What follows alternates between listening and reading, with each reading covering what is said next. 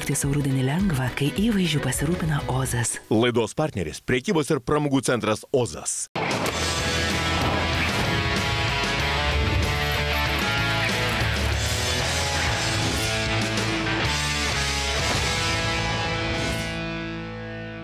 Labas vakaras, brangūs žiūrovai, dėkojame, kad ir šį vakarą jūs esate kartu su Vilnius gyvai. Šiandien, kaip visada, paliesime aktualiausias temas. Kalbėsime apie Prancūzijos žaizdą ir apie moralinės bei fizinės traumas, nuo kurių nėra apsaugotas nei vienas. Ir nesvarbu, ar tai jūsų asmeninis gyvenimas ar darbas. Pasaulinė sveikatos organizacija neseniai pareiškė, kad raudonoji mėsa yra blogai. Na, o mes pažiūrėsime, ar iš tikrųjų yra taip. Be to laukia mūsų populiarioji stiliaus pokyčių rubrika. Ir ten turėsime neeilinę viešnią. Žodžiu, daug įvairiausių dalykų šiandien pamatysime. Mūsų laidoje žiūrėkite. Man savo nieko negaila. Bravo! Prieš kokių 400 metrų buvo vienas iš tų objektų, kur nušovė 12 žmonių. Sąmonę iškart praradau ir partneris išnešė nuo parketo ir tiesiai į ligoninę. Apie skandalą sužinojau tik tai sekančią dieną po to. Kaip sakoma, man niekas nesakė tam, kad psichinės būklės nepalaužtų.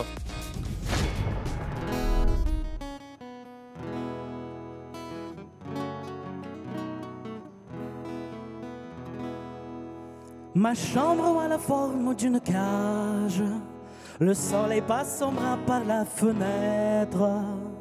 Les chasseurs à ma porte comme les petits soldats qui veulent me prendre.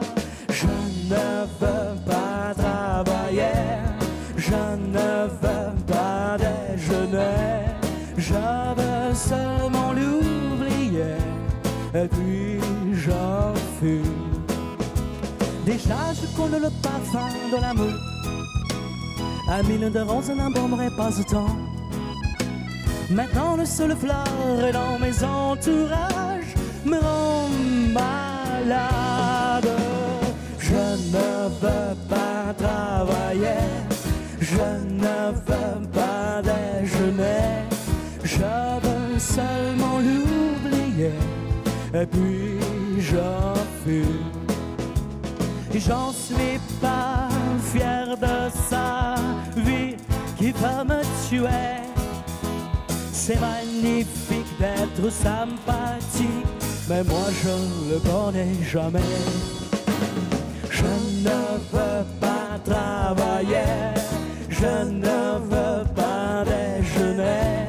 Je veux seulement l'oublier et puis j'en fume.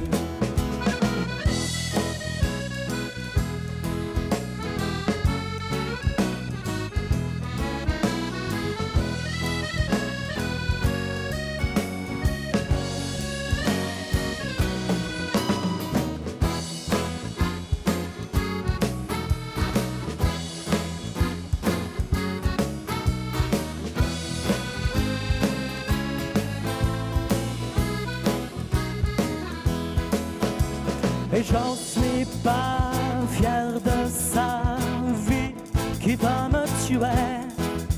C'est magnifique d'être sympathique, mais moi je le connais jamais. Je ne veux pas travailler, non, je ne veux pas déjeuner. Je veux seulement l'oublier et puis j'en fume.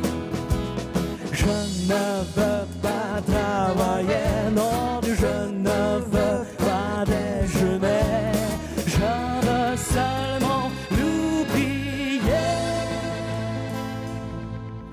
et puis j'en fume.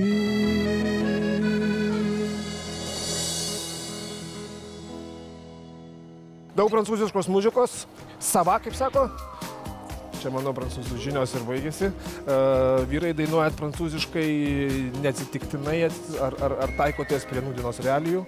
Ne, iš tiesų mes jau daug metų, jau 15 metų propaguojame prancūzišką kultūrą. Būtent, na, kitaip tariant, ta muzika dainuojama prancūziška muzika. Taip, turiu įtarimą, kad paskutiniųjų savaičių įvykiai jūs palietė šiek tiek giliau. Na, aš manau, nėra tokio žmogaus, kuris nebūtų paliestas. Labai tikimės, kad ta mūsų muzika, jinai bent kažkiek praskaidrina žmonių gyvenimus. Na, tai mes taip pat tikimės, kad dar šį vakarą jūs mūsų neapleisit, pasiliksit, mums pagrosit, juo labiau, kad turbūt bus įdomu, nes šiandien mes kalbėsime apie daug. Na, mes taip pat tikimės, nes labai smagu iš tiesų, čia labai gera aplinka, labai smagu žmonės ir ačiū labai visiems, kas atėjo mūsų palaikyti. Ačiū Jums, o žiūrovams linkime likti kartu su Vilnius gyvai. Po reklamos žiūrėkite. Kad pakartoti vėl tą patį triuką, man prireikia 5 metų. Tai kur ponia Kristina apsipirkinėja? Meilės istorijas pamirškim, kalbėkime apie šmutės. Amerikoje. Va. Islamo valstybė, iš principo tai yra teroristinė organizacija. Nuo likimo nepabėgsi, nei vienos minutės ilgiau negyvensi, jeigu tau bus skirta. O kaip tu iš viso galvoji tapti aktorė? Tai tikriausiai kaip ir daugelis. O? Apie ką eina kalba, galbūt vėžį skatina ne patys mėsos produktai ir gaminiai, bet jų gamybos technologija šiuolaikinė. Pasiemat Lenkiją draugę. Nepasiimu Lenkiją draugę, bet 3x3 dėžutės.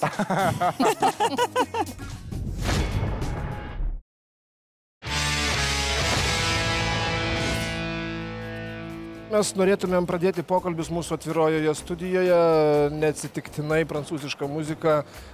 Lietuvių tauta, kaip ir daugumas turbūt sąmoningų pasaulio piliečių, solidarizuojasi su prancūzais, su Prancūzija, kalba apie visiškai beprasmės, absurdiškas civilių žudynės Paryžiuje. Šiandien mūsų atvirosios studijos svečiai yra politologas Vytautas Keršanskas ir dizaineris Juozas Statkevičius. Labą vakarą. Vytautai, norėčiau pradėti pokalbį su jumis. Sakykit, Egiptas, netaip jau senai, Sinajaus pusiasalyje nukrenta Rusijos lėktuvas. Naujausias įvykis teroristų atakos Paryžiuje.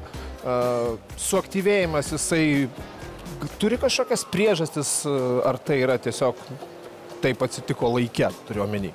Islamo valstybė, iš principo tai yra teroristinė organizacija, peržengia iš kalifato kūrimo, iš kažkokios valstybės arba islamo valstybės kūrimo ir išeina už jos ribų, pradeda aktyvėję terorizmo frazę užsienyje. Ir iš tikrųjų tai yra tam tikras lūžinis momentas, aš manau, kad visi šitie įvykiai nėra atsitiktiniai ir visi pranešimai apie dar potencialias grėsmės, visi girdėjome per pastarąsias savaitės evakuacijos Vokietijoje, kitose valstybėse. Tai parodo, kad grėsmė yra didžiulė, grėsmė suaktyvėjusi ir šiandien vakarų pasaulio lyderiai suka galvas, kaip su tuo kovoti ir kokių veiksmų imtis, kad Paryžiaus įvykiai ar Sinajaus pusiasalio įvykiai nepasikartotų. Kalbant apie Paryžių, negalim turbūt nepaminėti, kad tai viena iš pasaulio mados sostinių. Ir čia mes turime Juozą Statkevičių, kuris būtent tą juodąjį penktadienį, 13 dieną, buvo Paryžiui. Visai atsitiktinai turėjau nuvežti savo klientę į drabužį jos gimtadienio progai ir aišku buvo didžiulis vakarėlis tenai ir tam vakarėliui įsisiubavus staiga mes pamatėm, kad atsirado apsauga, bet ten buvo daug tokių svarbių žmonių ir nenuostabu, kad apsauga būna, taip kad aš visai nenustebau ir galvau, kad tai ten nieko ypatingo nevyksta, tiesiog užtraukiau užuolaidas, nuleido žaliuzės ir nieko, ir mes jau toliau tenai geriam, nežinau. Kažkur apie 1 valandą nakties tiesiog buvo daug mašinų ir mus pasodino į mašinas ir išvežiojo viešbučius ir taip toliau, bet aš galvoju, kažkaip keista penktadienio vakaras ir viskas uždaryta negali būti. Ir kadangi buvo dar draugų kompanija, vis sako, einam gal dar taureliai vienai kur nors. Ir aš kažkaip keistai, mes sustojom prie to viešbučio, išlipam visi barai ir visos kavinės kaip ir uždarytos ir aš niekaip negaliu suprasti, kad penktadienio vakarą Paryžiui viskas uždaryta ir taip toliau, bet mieste pilna žmonių, tai tu nelabai supranti, kas vyksta ir tu nesuvoki tokių dalykų, kad kažkas kažkur šaudo, žinai, tu net neįtari, nieks neprieina tau, nesako, kad jūs čia slėpkitės. Ir kaip aš parėjau į viešbutį ir kaip mes jau visą kompaniją įsiskirstę ant parūkę gatvėje kažkur, tai aš nustebę, kad nieks nedirba. Parėjau į viešbutį ir įsijungiu, aišku, televizorių, tada tik supratau, kas įvyko ir visiškai neatsitiktinai, va ten, kur mes turėjom tą šventę, tai praktiškai už kokių 400 metrų buvo vienas iš tų objektų, kur nušovė 12 žmonių. Taip kad tada tik tai suvoki, kas įvyksta ir tada supranti, kaip viskas galėjo tragiškai baigtis, bet nuo likimo nepabėgsi, nei vienos minutės ilgiau negyvensi, jeigu tau bus skirta. Po visų šitų išpolių, vėlgi socialiniai tinklai buvo pilni visokių pro-islamiškų akcijų. Viena iš tokių buvo Not in my name, kur islamo jaunimas pasisakė, kad visa tai vyksta ne mano vardu. Buvo vėl socialinė akcija Paryžiaus gatvėse, stovėjo musulmonas, vyrukas užsirišęs akis ir sakė, apkabinkite mane. Sakykit, ar tokios akcijos jos gali pataisyti islamo veidą? Na, iš tikrųjų, po tokių įvykių sunku išeiti iš tos klišės, kad islamas lygų terorizmas arba terorizmas neatsiejamas nuo islamo. Ir tas dalykas iš tikrųjų visuomenės, įbaimintas visuomenės, po tokių tikrai krizinių atvejų sudėtinga išmušti tą etiketę. Be abejo, kita vertus, šalia tokių gražių akcijų, kurios parodo, kad ne visi islamo tikintieji yra tokie, akivaizdu, buvo ir kitokių vaizdų. Turkijos, Graikijos draugiškos futbolo rungtynės, turkų sirgaliai tylos minutės metu skanduoja Allah Akbar ir švilpia. Na, tokie dalykai vėlgi leidžia kiekvienai pusiai bandyti įrodyti savo tiesą. Ir tiesa matyti visada kažkur yra per vidurį. Kitas dalykas, ar ISIS nepasiekė priešingų tikslų, susivienijo dar prieš kelias savaitės buvusios, regis, nesuvienijamos valstybės, kalbu apie Rusiją ir NATO alijansą. Ir iš tikrųjų įvykiai Paryžiuje, įvykiai Sinajuje, tai buvo tas taškas, tas lūžinis taškas, kuomet matome besiformuojančią didžiąją koaliciją, kuri turės įtakos tikrai toli gražu ne tik vidurio rytams, bet ir Ukrainos atveju, ir kitiems globalaus saugumo klausimams. JAV su Rusija, Europos Sąjunga su Rusija ieško, kaip kalbėtis, ir girdime vis daugiau pranešimų, kad randa vis daugiau bendrų taškų. Bijau klausti, ar galima tikėtis, kad tai yra paskutiniai įvykiai, daugiau nieko panašaus nebus, ar čia yra neprognozuojami dalykai? Iš tikrųjų, vienas pagrindinių tikslų yra įbaiminti visuomenę, kad nežinotume, kur galime būti saugus, ir įvykiai Vilniuje su pabėgusiu narkomanu, psichiniu ligoniu, kaip jį be pavadinsi. Vėlgi tai yra šiuo momentu mums ypatingai reikalingas pasitikėjimas valstybė, valstybės institucijomis, ir tokie atvejai vėlgi neprisideda prie to saugumo jausmo. Tai ko mes turime siekti, iš tikrųjų stengtis realistiškai, stengtis šaltai reaguoti į visus pranešimus, šaltai reaguoti į įvykius, o aišku, institucijos turi siekti, kad užkirstų kelią bet kokioms provokacijoms, bet kokiems dalykams, kurie tą baimę gali paskatinti. Ir tokių dalykų reikia tikėtis nepasikartos. Britai minėjo apie 8 nutrauktus teroristinius aktus, prancūzai apie 7 ir taip toliau ir panašiai. Taip, ir aš manau, kad kuo toliau, tuo teroristams bus sunkiau, nes jų išvystyti tinklai yra nuolat sekami, jų išvystyti tinklai nuolat yra areštuojami, Prancūzijoje girdėjome apie 100 areštų, ir dabar vėlgi, tik ten, kurie turi gerą struktūrą, didelę struktūrą, galima tikėtis tokių išpuolių, ir natūralu, kad tos saugumo struktūros siekia nuo viso to apsaugoti, siekia tuos tinklus išardyti. Bet kita vertus, aš Prancūzijos stebėjau per televiziją senesnį šitą išstojimą, kad maždaug, Prancūzija visus žino, jis seka tas grupuotės ir čia niekada nieko neatsitiks, mes juos sekam, mes žinom, ką jie darys ir taip toliau. Ir kai atsitiko, jau tų kalbų gražių nebebuvo, taip kad mes čia galim irgi truputėlį daryti, bet sutik, kad juokinga, kada pagriebė automatą ir pabėga ir neranda pusę paros. Tikrai daugiau negu juokinga. Mes čia galim sakyti, mes turim pasitikėti, bet atsiprašau, jeigu bet kas gali pagriebti automatą ir jo neras, žinai, tai tokia ir tvarkelė. Na ką, kol vieni reikalauja danties už dantį, gyvybės už gyvybę, mes pakalbėkime su žiūrovais pakalbėkime apie muzikantus, kurie savais būdais bando išreikšti solidarumą su Paryžiaus aukomis. Taigi muzikos mainų festivalio Vilnius Music Week reportažas. Pažiūrėkime.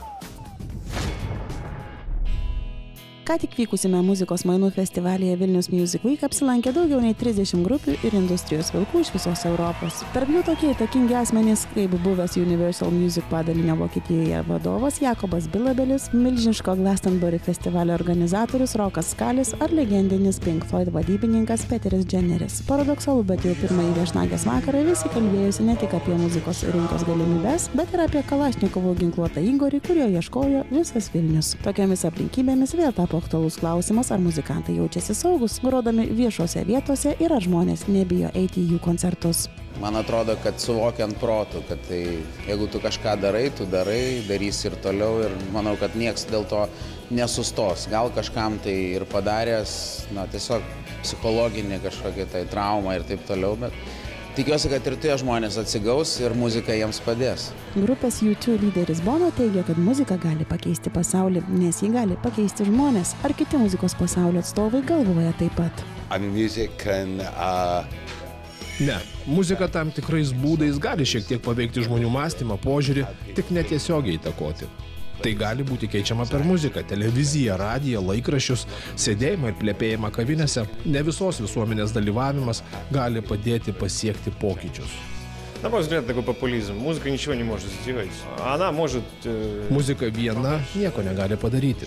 Ji gali padėti žmogui gyventi, bet aš manau, kad prieš tankus ar kokį nors pamišusį diktatorių jokia muzika nepakovos. Žmonės daug kas supranta ir kalbos kalba ir muzikinė kalba, emocijos kalba. Todėl, gal visiškai viską išgelbėti ir absoliučiai viską pakeisti vien muziką, ne, bet apskritai, nežinau, matyt, kad edukacija kažkokia tai, nežinau, skatinant dvasinės ir intelektinės galės žmonių, daug ką galima nuveikti. По-моему, идут концерты, мы все хотим помолчать. Rusijoje nevyksta didelių koncertų prieš karą. Mes visi norime patylėti. Daugelis apsimeta, kad tarsi ir nepastebi. Žinote, dabar juk toks laikas. Viskam diriguoja vadybininkai. Ir pagrindinė mintis tokia. Geriau nieko nedaryti, nei padaryti ir pasigailėti. Tuo vadovaudomisi ne tik artistai, bet ir paprasti žmonės gyvena. Nori išlaukti, bijo ką nors ne taip padaryti, ką nors ne taip pasakyti. Чего-нибудь не того сделать, чего-нибудь не того сказать. Tačiau galiausiai politika vyksta žmonių galvose. Žmonių galia keičia daug dalykų. Na, o mes tęsėme mūsų pokalbį kur kas malonesnėmis temomis. Artėja Juozo kolekcijos pristatymas, kurio tikrai visi mes labai laukiam. Ir šiais metais, kaip visada, aišku, didelis paslapties šydas. Tačiau, gal šiek tiek galim kažką tai sužinoti, ko tikėtis. Iš tikrųjų bus labai daug siurprizų. Kaip visada, aš visą laiką, kaip žadu, taip ir padarau. Todėl, kad, man atrodo, ir yra pats įdomiausias momentas tas laukimas ir nežinia. Labiau negu kalėdų, Juozai. Gali būt. Todėl, kad kaip tu gali išduoti kažkokią tai tendenciją ar tą, ką tu sugalvojai ir išpasakoti ir tada, žinai, lyginti, ar pavyko ar nepavyko. Visą laiką, kada yra nežinia, jinai dar darosi saldesnė ir įdomesnė. Taip, kad iš tikrųjų kolekcija vėl didžiulė, visai tokia, mes su Kristina Sabaliauskaitė iš tikrųjų sugalvojom tą pavadinimą ir visą tą temą įvyniojom į tokį paslaptingą kažkokį tai gyvenimą. Per raktas skylutę. Taip, per raktas skylutę. Iš tikrųjų labai įdomu ir labai intriguoja. Bet visą tai išvirsi labai kitą intrigą, į tokį platesnį dalyką. Vytautai, aš tikiuosi, kad ir jūs ateisite, taip? Jo, būtinai pasidomėsiu. Rekomenduoju. Gerai, o iš tikrųjų grįžtant dar prie Paryžiaus, man įstrigo kitas įvykis. Tai jaunas prancūzas, kuris tragiškai prarado savo mylimą žmoną ir tai, kaip jisai po to kreipėsi į ekstremistus ir visus žmonės. Jo laiškas apskriejo visą pasaulį. Pasižiūrėkime. Nežinau, kas jūs ir nenoriu žinoti. Jūs mirusios sielos.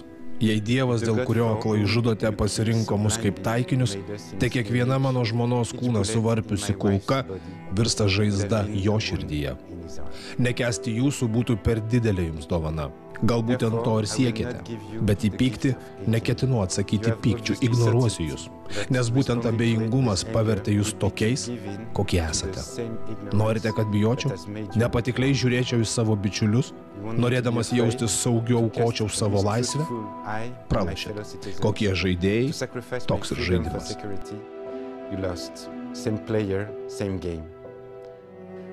Taip aš sielvartauju.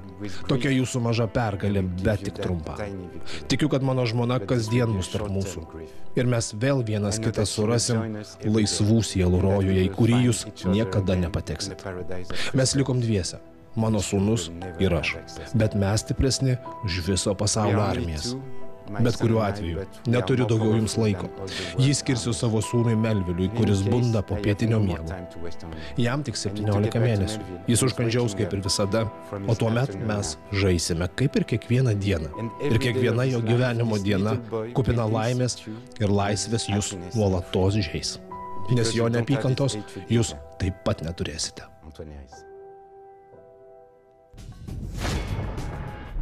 Dėkoju labai Jums už šitą malonų, netikėtą ir paslapčių kupiną vizitą. Na, o dabar žiūrovams reportažas iš uostamiesčio, kuris taip pat gyvena mada.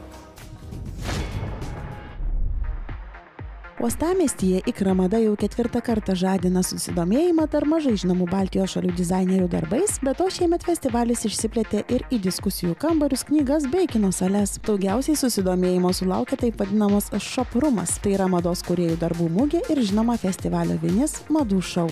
Galvoju, kad šaunuoliai, nes labai daug įdomių rūbų čia galima pamatyti. Ir aplamai kažkaip anksčiau nebuvo tokių renginių daug ir man labai patinka, kad dabar atsirado ir daug dizainerių naujų ir visko ir su jais galima čia susipažinti. Kūrybiškumas iš tikrųjų nebūtinai turi kainuoti daug. Tiesiog nereikia rinktis brandų. Yra Lietuvoje tikrai talentingų daug dizainerių, kurie sugeba ir geba parodyti savo išraiškingumą per savo siuvinius. Vis daugiau atsiranda stilingų žmonių, o čia pamatai staiga, kad Klaipėdoje yra mados publikos, kad Klaipėda yra besidominčių mados žmonių, kad Klaipėda smalsi, bet bičiuliai latviai komentuoja, sako, kokie smalsūs lietuviai, jie viską nešasi, matuojasi, klausia, aiškinasi, iš ko pagaminta. Kadangi daug dirbu Latvijoje, tai žinau, kad, pavyzdžiui, Latvijai tikrai taip nedaro. Bičiuliai, rygiečiai yra nustebę, kaip lietuviai nori nuolaidų. Sako, tai mes šiandien neskelbėm, kad yra nuolaidos, o visi sako, kad tikriausiai reikėtų duoti nuolaidas. Na ir kaip jų neprašysi, jei latvių dizainerių sukurtos peteliškės kaina įspūdinga. Ši peteliškė kainuoja 150 eurų. Tačiau jį įpakuota, tas taip pat kainuoja.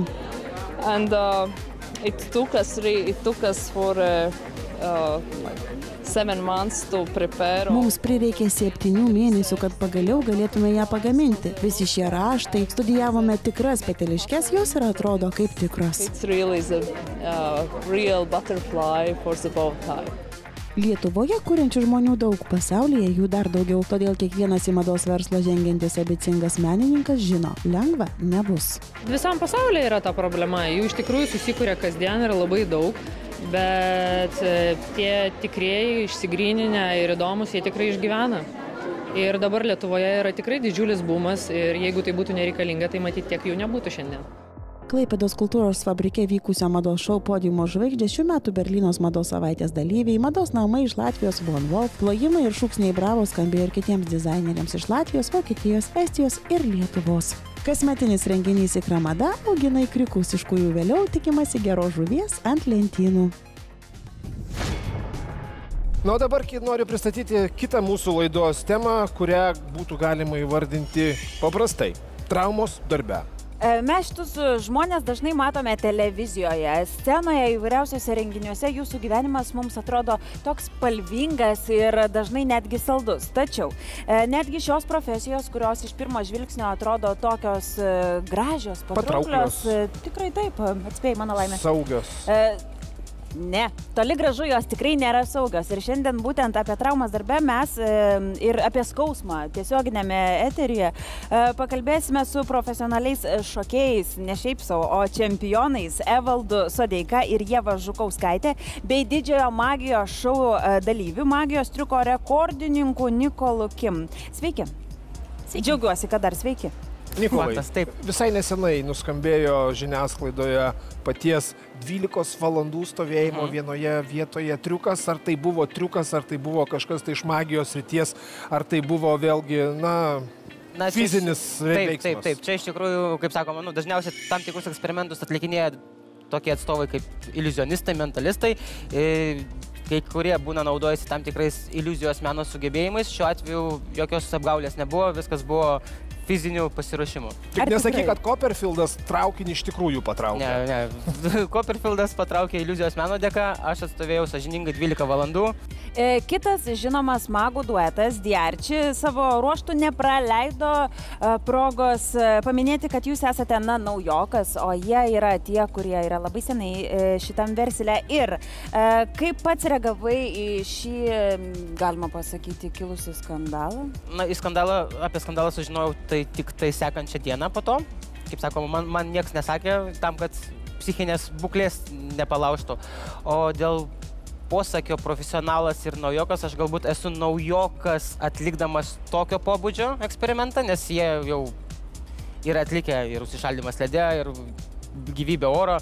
Aš galbūt naujokas esu šioj srity, ties dideliais tokiais eksperimentais, bet esu profesionalas darbe, ties iliuzijos menu, nes 12 metų iš to valgyti duoną, tai aš manau, kaip sakoma, tai jau daug ką pasako. Priminkim žiūrovams, kokia buvo šito triuko esmė? Šio triuko esmė, kaip sakoma, tai yra žmogaus galimybių demonstravimas. Tai nėra triukas, tai yra paprasčiausiai tu parodai fizinės galimybės, kad žmogaus galimybės yra beribės. Rekordų siekimą galima tikrai sulyginti su čempionatu. Ir čia mes turime 2 čempionus. Ir kaip pas jūs, kokios traumos dažniausiai lydi? Juk tam reikia ne tik fizinio pasirengimo, bet ką reikia aukoti, kaip lipti per save. Aš žinau, kad Ieva yra netgi patyrusi tokią traumą, ne šiaip sau kokią mėlynę, o gavusi gerai per smilkinį. Esu. Kaip tai paveikė jūsų tolimesnį gyvenimą? Tolimesnį gyvenimą tai sėdžiu čia. Bet tą dieną tai taip, varžybos buvo baigtos. Gavusi smilkinį, sąmonę iškart praradau ir partneris išnešė nuo parketo ir tiesiai į ligoninę. Nepaslaptis, kad šokėjai dažnai šoka, ypač čempionatų metu. Iš tikrųjų, tos šypsenos reiškia net džiaugsmą ir nelaimę. Kartą varžybose man pačiai teko šokti su išsuktu pirštu, kada tu turi šypsotis. Ir ašaros byrėjo tuo pačiu metu. Šokėjas pirmiausia savo darbą turi ir atlikti, kad žiūrovas, teisėjas pamatytų nuo A iki Z atliktą šokį geriausiai formoje, geriausiai parengtyje, geriausiose emocijose. Tai ir nesvarbu, koks skausmas tave ten kamuotų, ar psichologinės bėdos, ar fiziniai skausmai, nueini į kampą vienas, išsirėki. Prieš veidrodį nusišypsai, pasakai, kad aš galiu ir eini. Bet pačiam yra tekę kelis kartus išeiti ant parketo su leistais vaistais nuo skausmo, dėl tam tikrų nugaros sutrikimų. Yra tekę šokti su sulaužyta plaštaka. Visko yra buvę.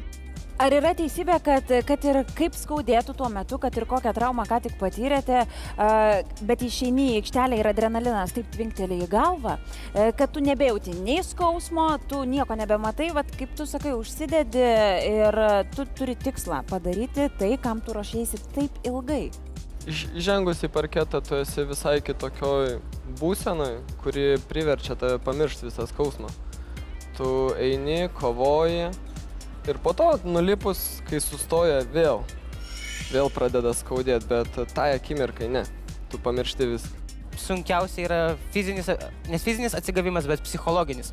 Fiziškai tu atsigauni ten per mėnesį, per 2 gali būti, gal greičiau, bet psichologiškai tau kur kas ilgiau yra. Aš turiu vieną pavyzdį, darydamas vieną eksperimentą, patyriau nesėkmę, persidariau ranką ir ranka gijo mėnesį laiko, bet psichologiškai, kad pakartoti vėl tą patį triuką, man prireikia 5 metų. Jūsų atveju, magijos pasaulyje, jūs patys savo metą tokius iššūkius. Faktas. Jūs patys save traumuojat. Bet mes esame žmonės, kurie visi klystam. Tuo tarpu mes irgi, tiek iliuzijos meno atstovai, negali visko būti apskaičiavę. Jeigu policija neapskaičiuoja ir paleidžia. Vis tiek būna niuansas, kurio tu nenužiūrėjai ir va, gaunasi. Na, o mes netrukus turėsime galimybę pasigrožėti profesionaliais šokiais. Po 11 metų į Vilniaus Siemens areną grįžta pasaulio standartinių šokių čempionatas. Kodėl tai verta pamatyti? Vien dėl to, kad susirenka visos geriausios viso pasaulio poros, tai jau šitą reiškia. Dar ypatinga proga, kodėl galbūt verta pamatyti šį renginį, tai yra šiemet mes turim Lietuvoje 2 aukšto lygio poras, kurios pretenduoja ne tik patekti į finalą, bet galbūt lipti ir ant podiumo ir aukščiau. Tai yra toks grožis, kurį mes labai džiaugiamės, kad netgi transliuos TV3, todėl ir jūs, mėly žiūrovai, turėsite galimybę pasigrožėti. Aš žinau, kad jeigu pasikvieti į studiją magą, tai būtinai kažkas turi atsitikti. Ir aš žinau, kad kažkas to atsitiks su Rimu. Jo, kaip sakoma, aš pademonstruosiu labai paprastą eksperimentą. Aš pripratęs. Trečia laida iš eilės. Jau gavai imunitetą. Parodysiu labai paprastą eksperimentą. Padarysime pirmą nuspėjimą. Rimai. Atspėk pavardę. Google visagalis. Jote. Pasirinkti. Matot? Kol kas. Taip. Parodysim pradžią. Tik. Gerai, pradžia yra, tuoj suprasit pabaigą. Gerai. Pirmas klausimas labai paprastas. Kava ar arbata? Kava. Kava. Kava. Gerai, sekantis klausimas raudona ar mėlyna? Raudona. Ir dabar aš noriu, kad pasirinktumėt skaičių nuo 1 iki 100, bet kuris šauna į galvą, tai yra? 72. O kodėl 72? Jisai savam šovė į galvą. Po 3 sekundžių atidarom. 1, 2, 3. Aš matau, tau nepatinka magija, tu nemėgsti stebuklų. Ne, man patinka.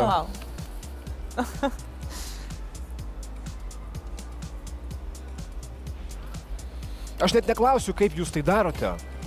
Nes vis tiek apgaudinėjate. Svarbiausia yra patirti tą malonumą, o nes žinoti, kaip tai padaroma. Tai kągi, dėkoju Jums, kad apsilankėte mūsų atviroje studijoje. Pralinksminote dar kartą Nikolo dėka, išdūrėte. Gero vakaro. Ačiū labai. Mane pralinksmino išdūrė, tai tave. Kaip visada. Kaip visada. Ate. Tęsime sporto naujienas. Lietuvos virtuvės šefai ruošiasi pasauliniai olimpiadai, kuri vyksta pagal tokias pačias griežtas taisyklės. O tai, kas pagaminama, vertinama ne tik tai pagal skonį, bet pagal išvaizdą. Reportažas apie tai. Kelios paros be miego, tobulai vienodo dydžio ir skonio porcijos tai tik keli dalykai, kurių iš virtuvės meistrų reikalaus Vokietijoje vyksiančios virėjų olimpiados teisėjai. Nors iki laukiamo įvykio liko beveik metai, lietuviai pradėjo ruoštis jau dabar. Ko gero ne vienam kyla klausimas, kam darbo sočiai turintiems virėjams reikia streso ir nervų. Mes irgi esam užklausę patys savęs šito klausimo ir atsakymą bendrą vardan tos Lietuvos. Kas kiti, jeigu ne mes. Kažkas turi žengti pirmasis tą drąsų žingsnį ir parodyti pasauliui, kad Lietuvoje irgi yra virėjų, kurie tikrai gamina skaniai maistą ir nenuobodžiai. Lietuvos ekipos nariai suplanavę 9 treniruotės. Viena iš jų jau įvyko Litexpo rūmuose. 110 patiekalų skirtų karštai vakarieniai turi atrodyti lyg paruošti vieno žmogaus, o jų skonis privalo būti identiškas, sako virtuvės šefas. Pirmas patiekalas turėtų būti šiltas užkandis iš žuvies jūros produktų. Pagrindiniam patiekalui panaudoti mėsą, kaip pagrindiniai ingredientai, o desertas yra laisvos formos. Apie meniu galvojama ištisus metus, tačiau yra net kelios klaidos, kurias padarė lietuviai, palikti olimpiadą nieko nepešę. Tai yra skonis, kuris patiekalas būtų šaltas, be druskos, nedakepęs, žalias, neištruškintas, kietas, nekramtomas ir taip toliau. Tai būtų neatleistina ir tai būtų labai pavojinga tokius patiekalus serviruoti. Nors lietuviška virtuvė garsėja daug riebalų turinčių ir itin sočių maistų, olimpiados dalyviai to nesužinos. Lietuvių delegacija gamins įmantrius patiekalus. Nejau mūsų mėgstami cepelinai ir vėdarai nesužavėtų pasaulio? Šitoje vietoje yra pasaulio tendencijos. Važiuoja visas pasaulis ir mes negalim gaminti vien iš lietuviškų produktų, nes norės Kinija kažkokią detalę parsiveš namo, kažkokią mintį jie negalės pagaminti, nes jie neturi savo šalyje to. Ir galbūt mes negalėsime atkartoti tai, ką jie turi ten. Tai būtent toje olimpiadoje yra kūriamos mados, kad visi suprastų ir visi galėtų namuose tai pasigaminti. Bent jau atkartoti kažką panašaus. Palinkėkime lietuviams sėkmės, juk smagu žinoti, kad gyvename šalyje, kurioje virėjai gamina skaniausiai. Tikėkimės, netrukus gausime ko nors skaniai paragauti, nes Ieva jau triūsia kulinarinėje studijoje. Kelkimės tenai. Šiandien pas mane virtuvėje Justina, kurią geriau pažįstate turbūt kaip Birutę. Visai netrukus startuos jau antrasis rezidentų sezonas ir ten vėl pamatysim tave. Vakar viskas buvo panašiau į kruopščiai suplanuotą bandymą, kaip pasisavinti gaulę.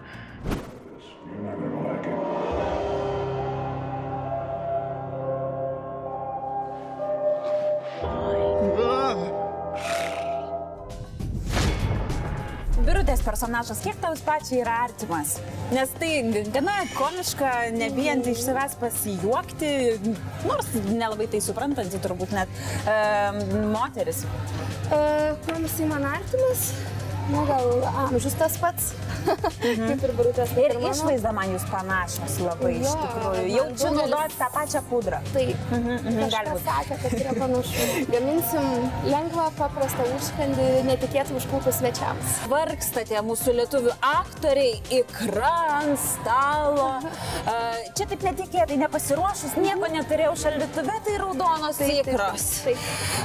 Gerai, daug žadanti pradžia. Tai toks daugiau užkandis, bet ar aš matau kiaušinis, matau česnakas, krapai, kas čia bus?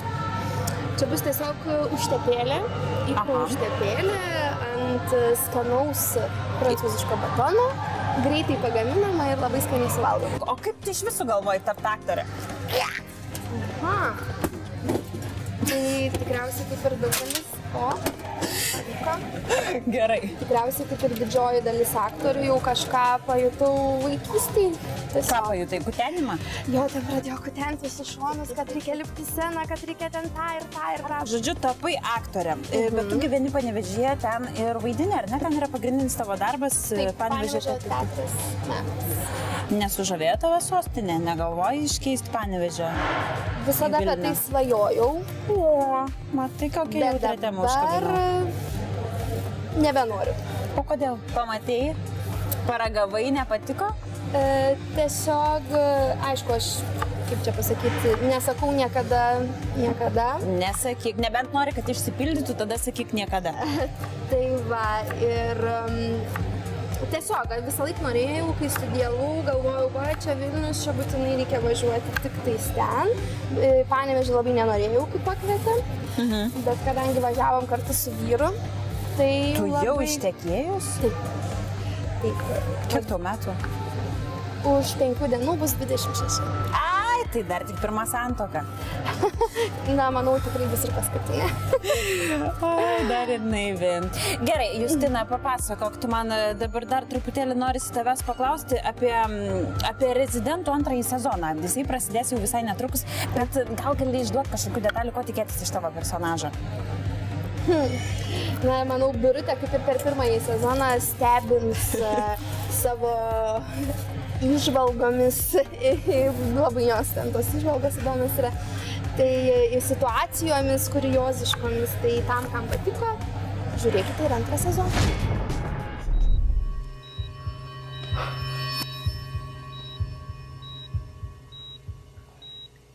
Tuoj vaistų suleisiu. Žodžiu, netikėtai, jeigu sugalvosite važiuoti pro Panevėžį, galite paskambinti Justinai ir sakyti, už 10 minučių būsiu. Tokiu atveju jums bus patiekiami sumuštinukai su raudonaisiais ikrais. Štai taip gyvena Lietuvoje aktoriai. O mes laukiam rezidentų antro sezono. Ačiū tau, kad atėjai į svečius. Ačiū. Ir ačiū už sumuštinius. Iki. Skanaus. dar viena tema. Neseniai Pasaulinė sveikatos organizacija paskelbė verdiktą. Rūkyta, vytinta ar kitaip termiškai apdorota raudonoji mėsa gali būti vėžio priežastimi. Šiandien mano pašnekovas Vilniaus universiteto profesorius Rimvydas Laužikas. Labą vakarą. Labas vakaras. Profesoriau, norėjau Jums užduoti klausimą kaip istorikui, kaip lietuvių maitinimosi įpročių, įgūdžių žinovui, kiek buvo mėsa svarbi senovėje? Na tai jeigu bandytumėm įsivaizduoti ano meto maisto piramidę, tai be abejo mėsa užimtų pačią svarbiausią vietą.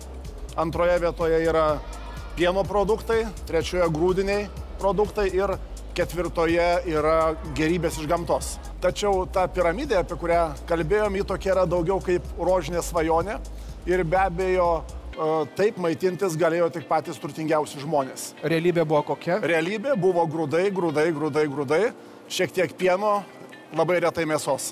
Kai mes kalbame apie rūkytą mėsą, tai rūkymas nebuvo tokia įprasta procedūra, kokią mes žinome šiais laikais, nes kiekvienas žinome, jog tam, kad išrūkytume mėsą kokybiškai, reikalinga daug druskos. Tai yra prieš tai yra sūdoma, o druska nebuvo pigi. Ir rūkyta mėsa galėjo mėgautis taip pat nedidelė visuomenės dalis. O kalbant apie vėžinius susirgimus, kada yra pirmieji duomenys statistiniai? Tuo meto gydytojai arba tuo meto tie žmonės, kurie gydydavo, jie ligas vadindavo savais vardais. Na, tarkim, nežinau, koks nors ten pilvo puvinys.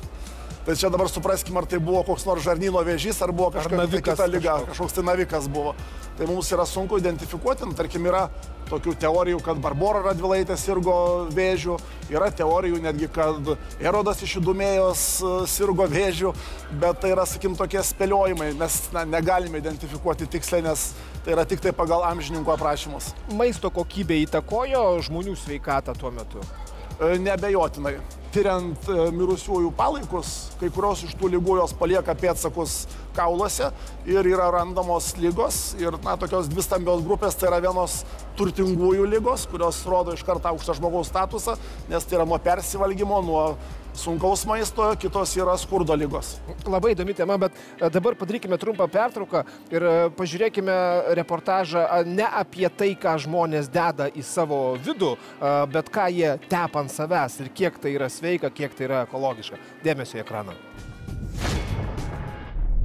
Ir kaip valgyti jau pamažu išmokstame. Žiūrime etiketes, skaitome, kiek ir kokių yra konservantų. Todėl galima sakyti, kad lietuvaičiai jau pramoko, ką dėti į skrandį. Tačiau kur kas liūdnesnė situacija grožio industrijoje. Juk nemažiau svarbu, kokį kremą moteris tepa ant veido bei kokią kosmetiką gražina save. Nėra tos kosmetikos naudojimo kultūros. Šiai dienai reta parduotuvės konsultantė grožio, jos nežino sudėties. Stebuklą parsinešę kremuką ir užsitepę po kelių dienų, neturime to stebuklo. Jauna ir žavi moteris 4 metus atlikinėjo tyrimus, bendradarbiavo su mokslininkais ir įkūrė savo kosmetikos liniją. Indrė labai tikisi išmokyti lietuvaitę skaityti etiketes ir pasirinkti protingą bei saugų produktą.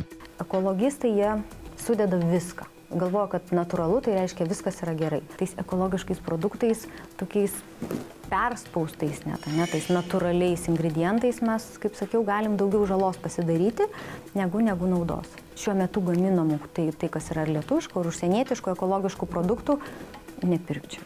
Tikrai nepirkčiau, nes aš nenoriu kenkti savo odai. Internete apstu informacijos, kaip namų sąlygomis pasigaminti kremą, tačiau ne visos tam turi laiko, o ir kas žino, ar virtualioje erdvėje sklandančios žinios patikimos. Jei gaminius perkate, būtinai perskaitykite jų sudėtį ir pasistengkite nevartoti tokių, kuriuose yra alergenų, kvapų, dažiklių bei alkoholio. Moksliniai tyrimai, kurie daromi su alkoholiu ir jo kenkimo odai, yra naudojama 2-3%. Ir tie 2-3% rodo, kad tai yra žala odai.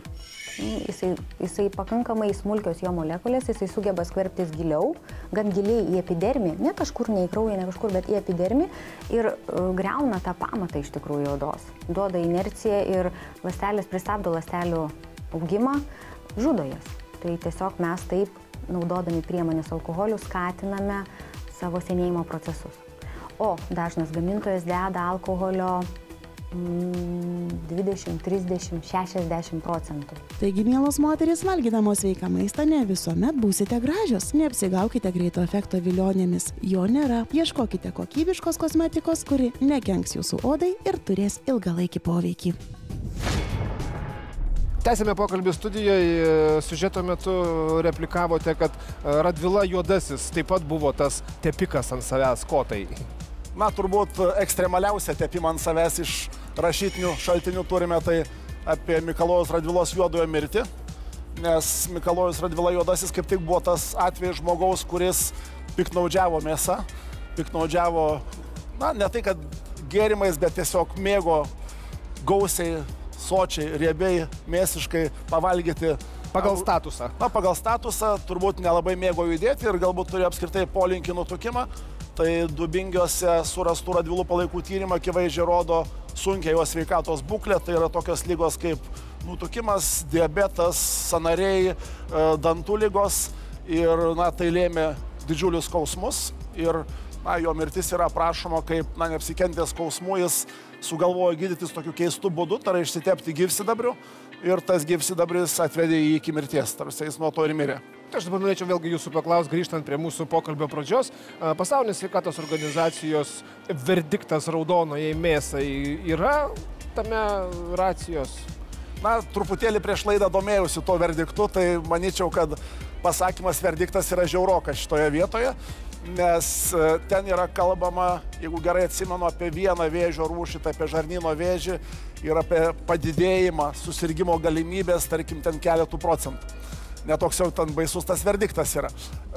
Bet jeigu mes bandytumėm žiūrėti šitą sprendimą arba šitą tyrimą gastronomijos istorijos požiūriu, mes turėtumėm pastebėti du dalykus. Pirmas dalykas tai yra maisto gamybos technologijos. Nes šiuo atveju, kai mes kalbame apie perdirbtus mėsos gaminius šiandieninėme pasaulyje, tai nei vienas iš jų nėra gaminamas naudojantis senasias technologijas. Aš kartais juokauju, sakau, jeigu norite atlikite paprastą testą, nueikite į prekybos centrą, nueikite į rūkytų mėsos gaminių skyrių ir pabandykite surasti bent vieną mėsos gaminį, kuriame būtų mažiau negu 5 cheminiai priedai. Apie suradimą be cheminių priedų neina kalba.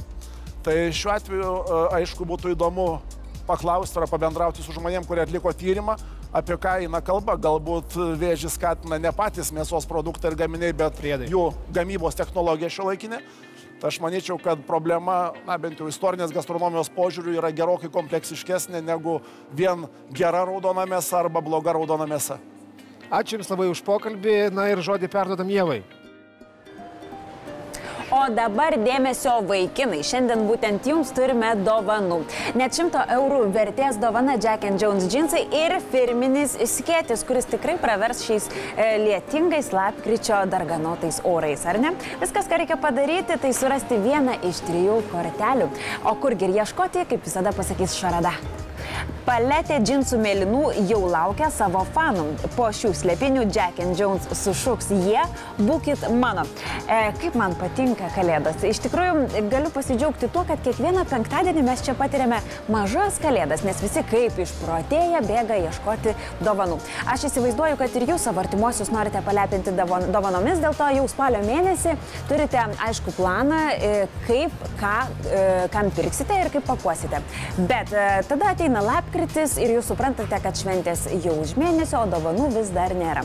Taigi, tokiu atveju mes jums turime puikų pasiūlymą. Nenukėlinėkite visko paskutiniai minutiai ir juodais pakeis sutikti šventės, aš galvoju, nei šis, nei tas. Taigi, kaip sėkmingai pailsėti, mus pamokys vaikai. Pasižiūrėkime siužete. O skėtis veikia. Sveikas ir ramus vaikas, laiminga šeima. Tačiau su nuolat skubančiais tėveliais vaikai tikrai nespėja, o ir kam skubėti, jei galima gyventi kitaip. Gemos sveikatingumo centre būtent vaikai moko tėvus gyventi be streso ir įtampos. Čia po pamokinės sveikatinimo veiklos užsiėmimai vyksta jau 7 metus. Ir mes ateinam vakare pasiemam Izabelę, puikiai nusiteikusią, pasportavusią, pamokas paruošusią, turėjusią tikrai nuostabią dieną. Kažkas naujo pamatoma, kažkas naujo sužinoma, kažkas naujo patiriama. Grįždavo vakare iš mokyklos nuliūdus, nežinojo, kad vakare mes visi sėsim ir ruošim pamokas ir tėveliai bus nekokios nuotaikos. O iš čia mes ją pasiemam linksmą, energingą. 1-5 klasių mokinukai čia atvažiuoja po pamokų, juos dažnai pasitinka gimnazistai, kurie moko mažuosius išmintingų žaidimų. Vėliau pamokų ruoša jomis rūpinasi edukologijos vadovė Jurga. Kantrybė ir kūrybiškumas pagrindiniai aspektai, kurie padeda ugdyti drąsų, linksmą ir sveiką vaiką. Jie čia atvykę pakeičia patalpas. Su jais dirba net 4 specialistai profesionalai. Tai yra edukacijos specialistai, kineziterapeutas, ergoterapeutas ir baseino sporto specialistas. Tai yra labai didelis dėmesys ir be galo rimtas dėmesys su sveikatinimu į vaiką. Sveikatingumo centre mankštai ir sportui skiriamas ypatingas dėmesys. Vaikai erdvėje terasoje, gerėdamėsi sostinės panorama, mokosi taisyklingai kvėpuoti ir lavinti balsą. Įkvėpus gaivaus pušyno oro mažųjų laukia mankšta bei poilsio ir šviesos terapija, vėliau skani vakarienė. O džiaugsmingos dienos kulminacija pasiekiama baseine. Vanduo vaikams ne tik atsipalaidavimas, bet ir taisyklingos laikysenos pagalbininkas. Taip pat aktualu moksleiviams, kadangi tiek mokykloje, tiek namuose jie daug laiko praleidžia sėdėdami, o judėjimo stoka neigiamai veikia fizinį ir protinį brendimą. Spindinčios akys, laimingos šypsenos ir jokio rūpesčio veide. Tėveliai tikrai turi iš ko imti pavyzdį. Kas čia tau smagiausia? Plaukioti, sportuoti, daryti namų darbus. Pamokas turėčiau daryti su tėvais, kurie irgi nuliūstų, o kaip išgiamus grįžti namo, tai jau gali daryti su šeima kažką, tai jau bendrauti gali. Man labiausiai patinka ten, kur reikia plaukti, tai kad ten man labai smagu. Smagiausia yra plaukioti po baseiną ir žaisti su kitais vaikais. Labiausiai tai patiko ant stogo ir plaukioti. Mano mamai tik tai 5, tik pusė 5 darbas baigėsi, o 6 visada grįžtam namo. Po darbų atvykę pasiimti vaikų, tėveliai gali dienos rūpesčius palikti perlinėje vonioje ar poilsio kambaryje. Mokykimės šeimoje branginti laiką, sveikatą ir ramybę.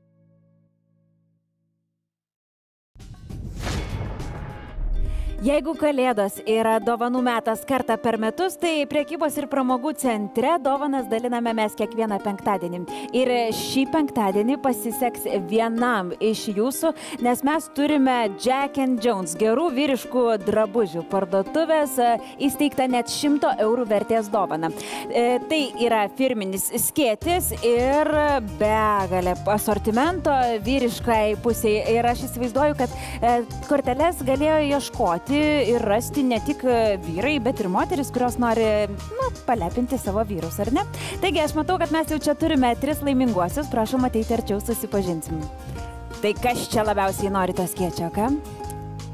O ko taip nedrąsiai? Pradėkime nuo damos, ar ne, džentelmenai? Labas vakaras, kuo vardu? Labas vakaras, Laima. Laima, labai malonu, taip. Giedrius ir Laurinas. Tai ką, čia mes turime 3 kamuoliukus ir paprastai pas mus taisyklės yra labai griežtos, neginčiamos ir dabar aš ištrauksiu tik vieną iš tų 3. Ir niekada negali žinoti, koks gitas bus kamuoliukas. Sekat keliami, sekat, jo, aš jau turiu tą kamuoliuką ir niekam nerodysiu. Numeris 2. Kas pas mus turi numerį 2? Prašom prisipažinti. Nu tai ką, sveikinu, ateik arčiau. Noriu tau padovanoti. Tai yra firminis skėtis ir čia yra pinigai, kuriuos tu privalai išleisti čia. Tu supranti, kaip tau pasisekė šiandien. Jack & Jones? Jack & Jones, gerų vyriškų drabužių parduotuvė. Ir ką aš tau galiu pasakyti, sveikinu, Kalėdos į tavo kiemą atėjo šiais metais daug anksčiau. Ačiū. Na, o jūs nenusiminkite, lauksime jūsų kitą penktadienį. Ateisit? Laimutė, kaip jūsų nuotaikos? Labai gerai. Labai gerai, aišku, kam tie vyriški drabužiai? Ir ne, mes palauksim, kol bus kokių nors ten bobiškų blizgučių. Ne, palauksim iki kito penktadienio. Kur einam palauk, gal kokios kavos? Po reklamos žiūrėkite. Apsijuokt nesinorėtų, žinot, užsidėti kažką tai tokio, kad paskui iš tave pasišaipytų, kad va, anūkės rūbelių įsidėjo ir taip, nu šito tai ne. Turi prašyti artimųjų pagalbos ir tai buvo blogai. Būčiau kilogramą atnešu. Kilogramą perlų jūs turit? Klausykit, man jau įdomu darosi. Aš tai noriu čia dar pabūti, nes aš noriu šitos ponios išpešti viską. Nu tai ko ne madam?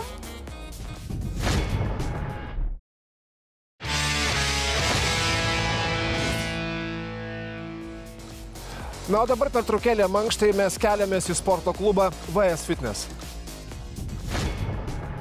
Grupė 69 danguje narė Ingrida Martinkėnaitė tikina, sportas jos gyvenime reiškia labai daug. Neberadusi laiko pamiltiems šokiams, atlikėja nusprendė lieti prakaitą sporto klube. Viena didžiausių Ingridos aistrų bėgimas, kurį atrado prieš kelis metus viešėdama Tenerifėje. Pajutau tikrai labai didelį malonumą, kadangi bėgdavau pakrantę, palei vandenyną.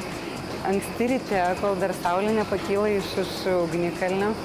Tai kažkaip tai labai buvo toksai užkrečiantis dalykas ir kiekvieną rytą eidavau su dideliu malonumu ten pabėgioti. Puikia figūra galinti pasigirti 37 metų moteris neslėpia. Taip atrodyti padeda ne tik sportas, bet ir griežta mityba. Man geriau nepriaugti svorio. Jeigu aš jau taip save reguliuoju kiekvieną dieną, kiekvieną savaitę, jeigu aš jau žiūriu, kad aš per daug atsipalaiduoju su saldumynais ar kažkokiu tai kitokiu maistu, tai labai greitai stengiuosi imti save į rankas, kadangi man lengviau iškart susireguliuoti, negu po to numesti ten kelis kilogramus. Vasarą dainininkė patyrė traumą. Bėgiodama Vingio parke nikstelėjo ir susilaužė koją. 2 mėnesiai praleisti namuose, tokia buvo priverstinių atostogų kaina.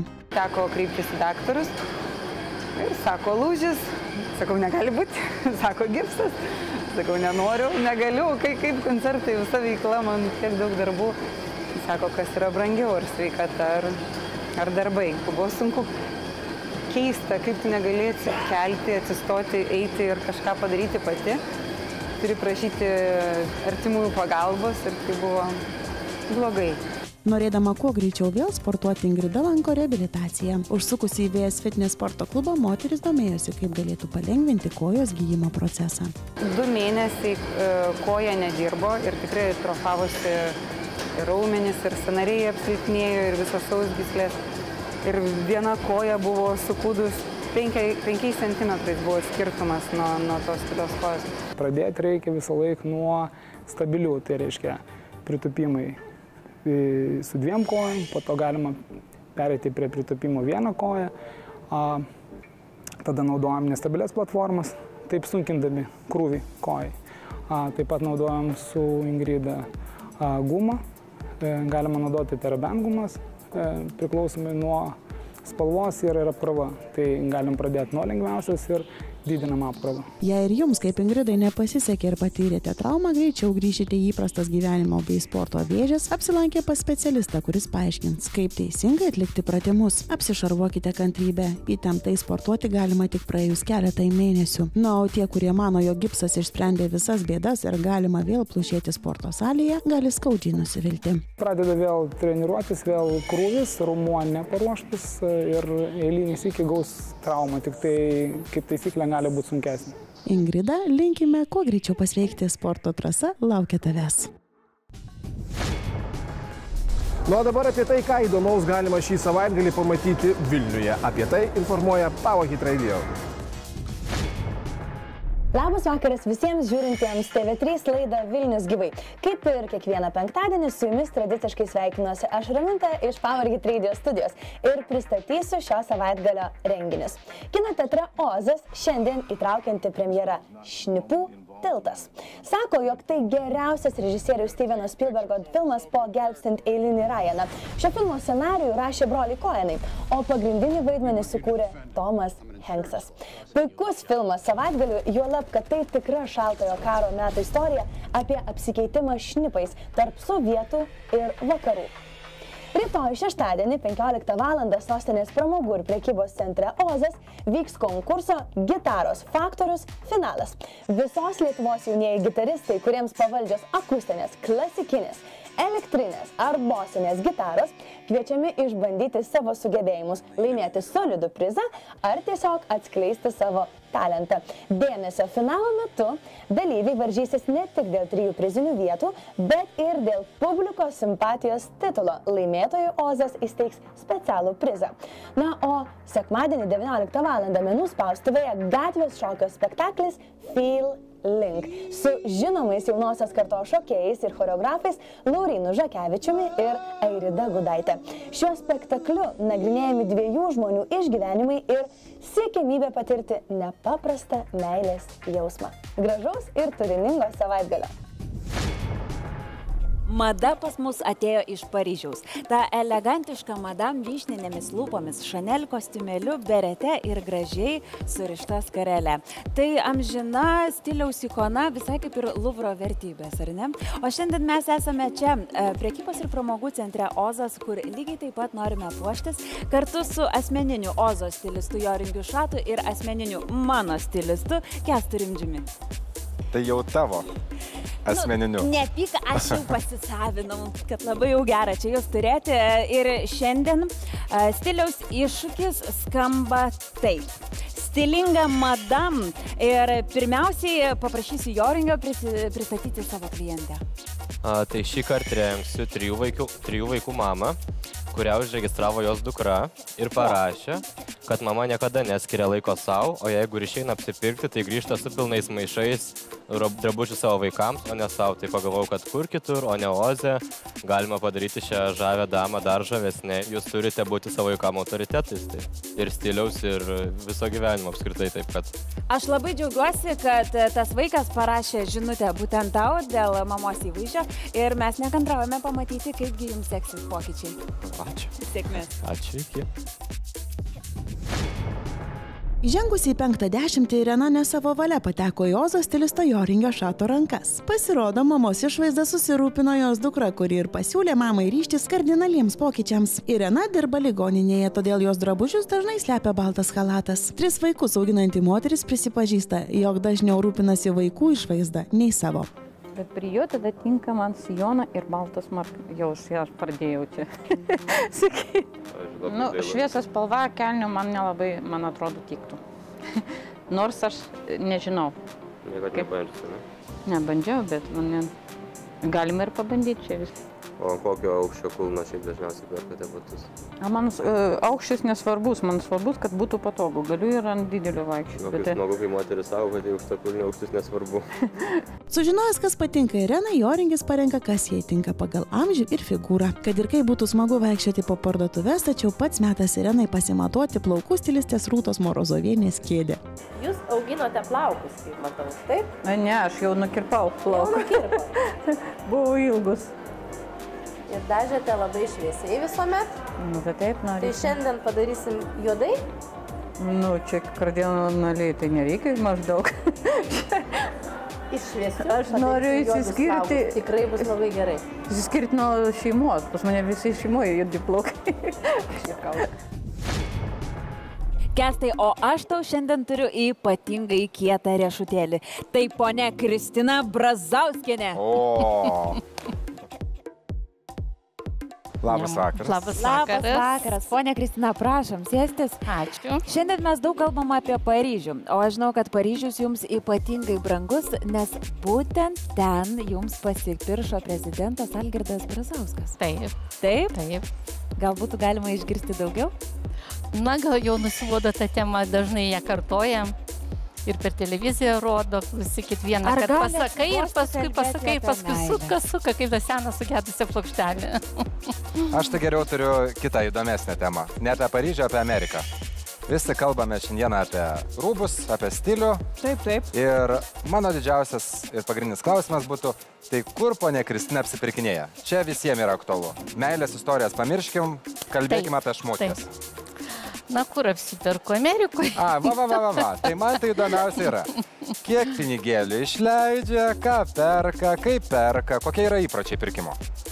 Nu, kokie vaikštai, ieškai, žiūri. Ir paskui iš 3 karto nusiperki. Ne kasdien skrendi į tą Ameriką. Tai jeigu ten nuskrendi, tai jau nusiperki ilgesniam laikui, įvairesnių rūbų. Pasižiūri perspektyvą, kas bus madinga. Taip. Na ir nusiperki, dažniausiai patogius. O kokia yra ta pinigų suma, kurią jums negaila išleisti sezonui? Man savo nieko negaila. Labai teisingas požiūris. Bravo!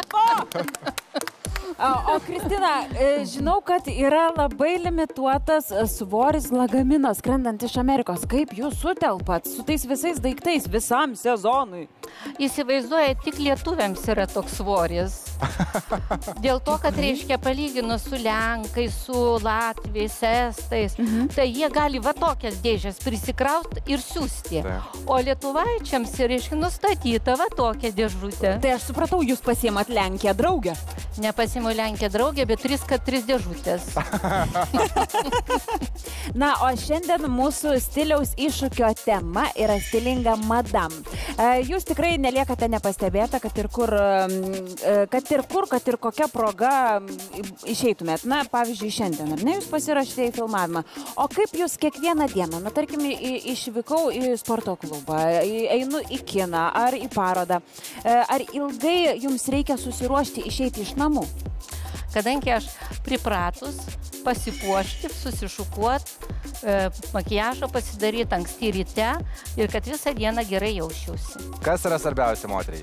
Įvaizdis ir drabužiai. Ir žinoma, kad tas pats jausmas, kurį mes transliuojam. Ir labai džiaugiuosi, kad tai yra ne tik stilinga madam, bet Kristina yra labai ryški asmenybė. Labai malonu jūs turėti šiandien čia pas mus studijoje, o dar maloniau bus pamatyti, kai jūs grįšite su pilnais pirkinių maišais iš parduotuvių. Būtent ten aš jūs ir išlydžiu. Tai ką, ačiū labai. Mes judėkim, prašom. Gavau šiandien iššūkį apsirengti ir madingai, ir stilingai pagal savo amžių.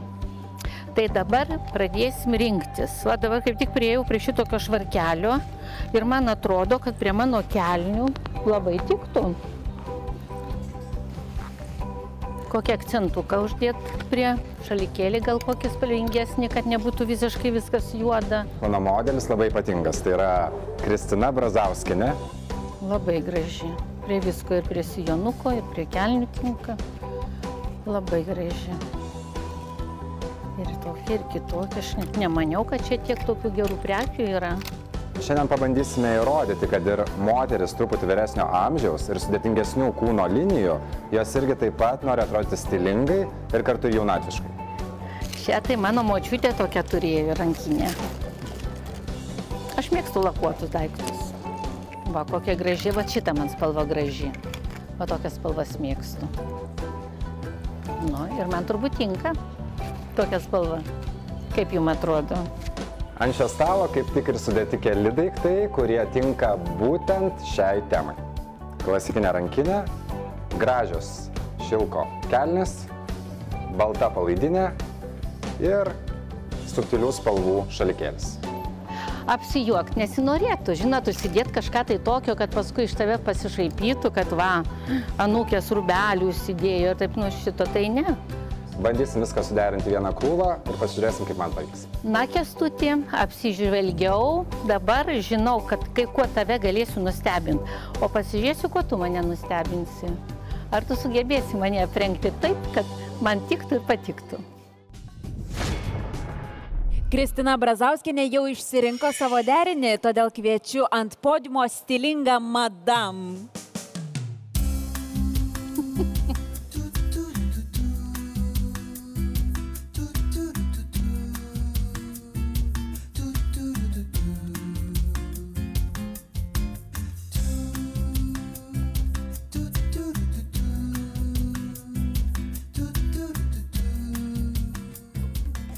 Na ką, Kristina, dabar labai įdomu, papasakokit, kas čia, kodėl ir kaip vyko jūsų apsipirkimas.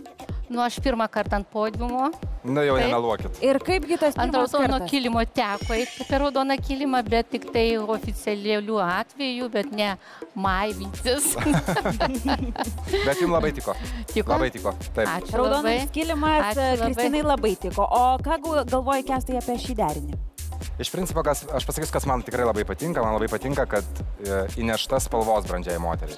Ir tas toks ryškus alyvinis, net ne alyvinis, čia greičiausiai aviečių, kažkoks mėlynių. Ciklamenų, jo. Miksas. Labai mėgstu. Jisai puikiai atrodo ir atšviežina veido bruožus. Ir va čia yra puikus pavyzdys, kad būtent brandesnio amžiaus moterim nereikėtų prie veido dėtis juodos spalvos. Bet aš turiu vieną tokią mini pastabą. Kas man labai nepatinka, tai yra tie batai. Jie iš tikrųjų platina kojas, jas sustumia. Aš manau, kad nuėmus tiesiog tuos batus ir uždėjus kažkokius tai labiau klasikinius laivelius, visas įvaizdis būtų ženkliai geresnis. Tai tie batai, jie netiek yra blogai, atskirai yra gražūs. Atskirai gražūs, jo. Ir tiesiog va šitam visam bendram kontekste jie kažkaip nesugrojo va šiandieną. O jūs, Kristina, rinkdamasi drabužius, ar tai yra meilė iš pirmo žvilgsnio, ar jūs pamatote daiktą ir galvojate, prie ko aš jį priderinsiu? Ar neapsisunkinat savęs tokiam mintim? Nu, šiandien neapsisunkinau. Na, jau matosi. Ir tos batus pamačiau, jie man patiko, gražus. Ir nėra ką ilgai galvoti. Nėra ką galvoti. Reikia imti. Bet, reiškia, pirmiausia, batus nusipirkau, paskui paėmiau. Visa kita, kas buvo paimta, buvo labai, taip sakant, į 10-tuką. Na ką, išklausėme Kesto pastabas, o dabar labai įdomu pamatyti stilingą Madame Kristiną pagal Kestą Rimdžių. Tai ką, išleidžiu jūs į parduotuvės? Dar vieną kartą. Ačiū. 2 kartai per dieną parduotuvėse. Po reklamos žiūrėkite. Būčiau kilogramą atnešus. Kilogramą perlų jūs turit? Klausykit, man jau įdomu darosi. Aš tai noriu čia dar pabūti, nes aš noriu šitos ponios išpešti viską. Nu tai ko ne Madame?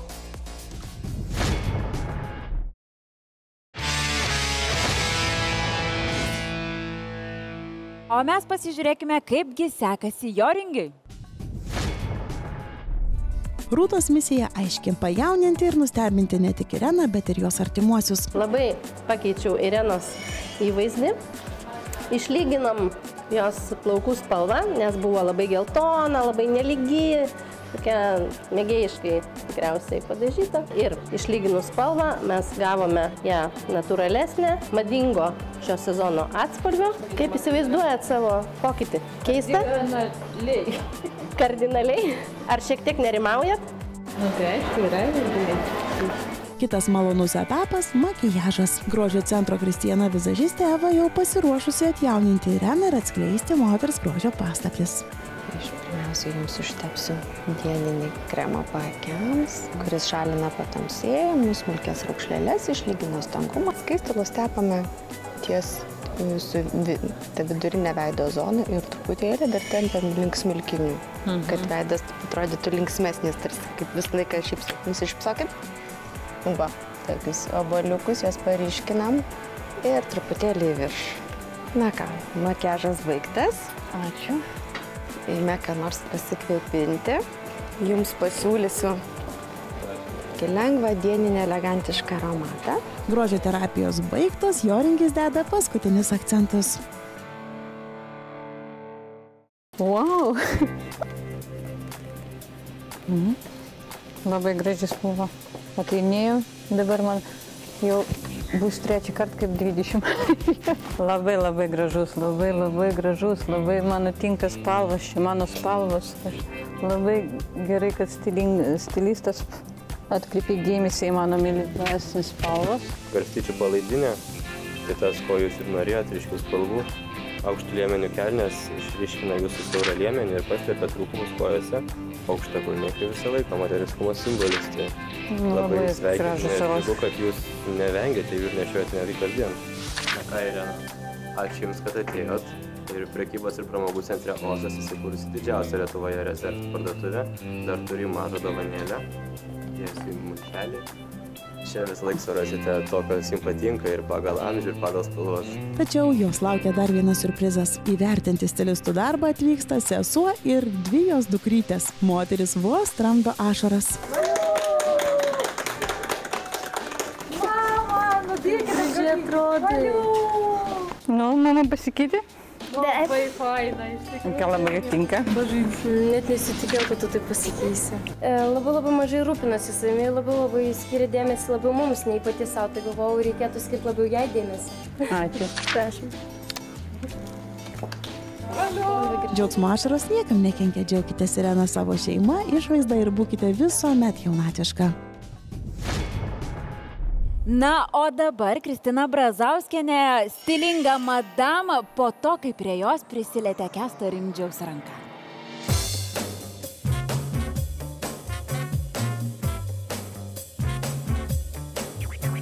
I once met a man with a sense of adventure. He was dressed to thrill wherever he went. He said, let's make love on a mountain top, under the stars on a big hard rock.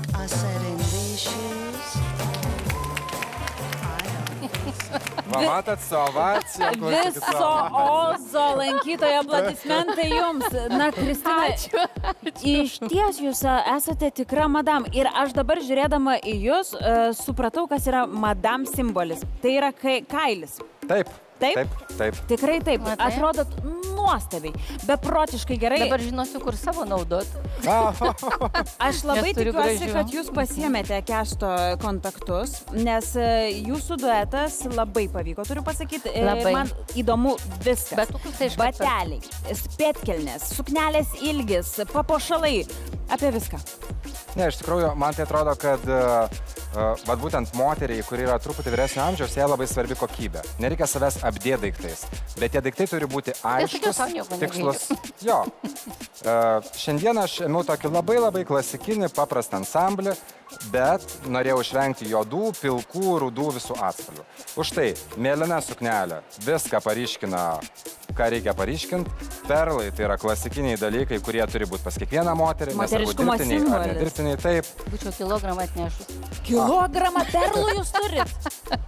Klausykit, man jau įdomu dar. Aš tai noriu čia dar pabūti, nes aš noriu šitos ponios išpešti viską. Viską atvešiu ir parodysiu. Kalendorius rodo žiemą, o mes su lakiniais bateliais ir pėtkelnėm. O aš atsimenu, kaip man buvo 19 metų, tai buvo tokia mada, kad žiemos metu nešiodavo panelės va tokius batelius. Kaip man eina gražu. Per sniegą, šalta, bet eina į pasimatymą su tokiais bateliais. Esate labai žavinga moteris ir mes labai norime prisidėti prie jūsų to švytėjimo. Aš net nebejoju, kad įkvėpėte ne vieną mūsų žiūrovę būtent šiandien. Ir mes turime jums dovanų iš parduotuvės Douglas. Ačiū labai, kad buvote. Ačiū labai, o aš jums dovanai. Kaip aš mėgstu dovanas. Žiūrėk, tai mane ir sustilizuos. Nu va. O, vos keli prisilietimai ir net iš manęs galima padaryti stilingą madam. Aš noriu jau čia visko, o labiausiai norėsiu susitikti su jumis kitą penktadienį. Ačiū dar kartą, Kristina. Ačiū labai, Kristina. Ačiū. Sėkmės. Einam. Nu tai ko ne madam?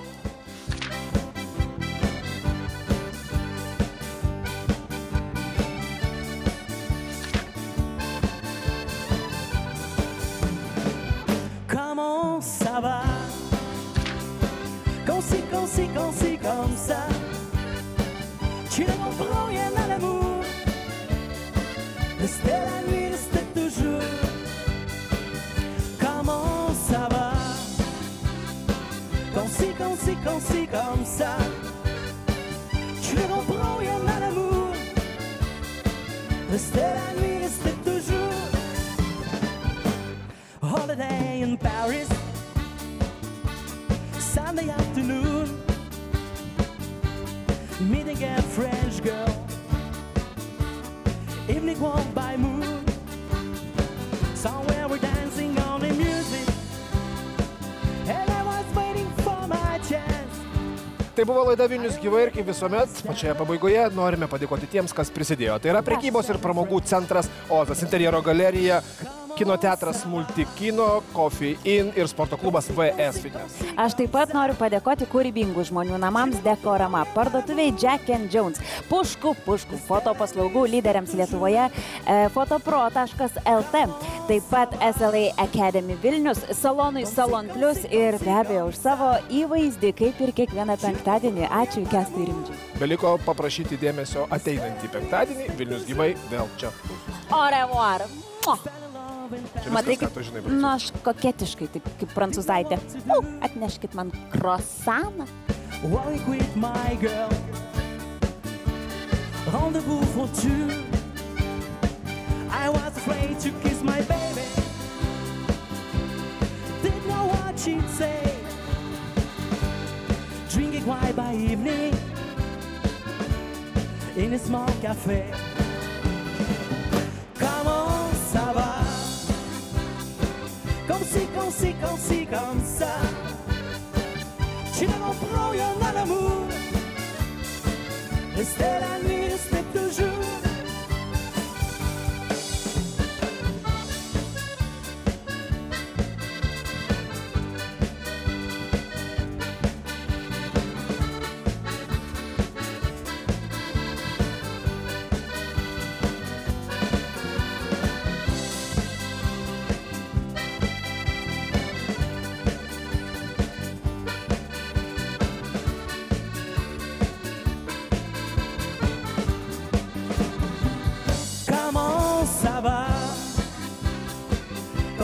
aussi comme ça. Tu ne m'en prends rien à l'amour. Rester la nuit, rester toujours.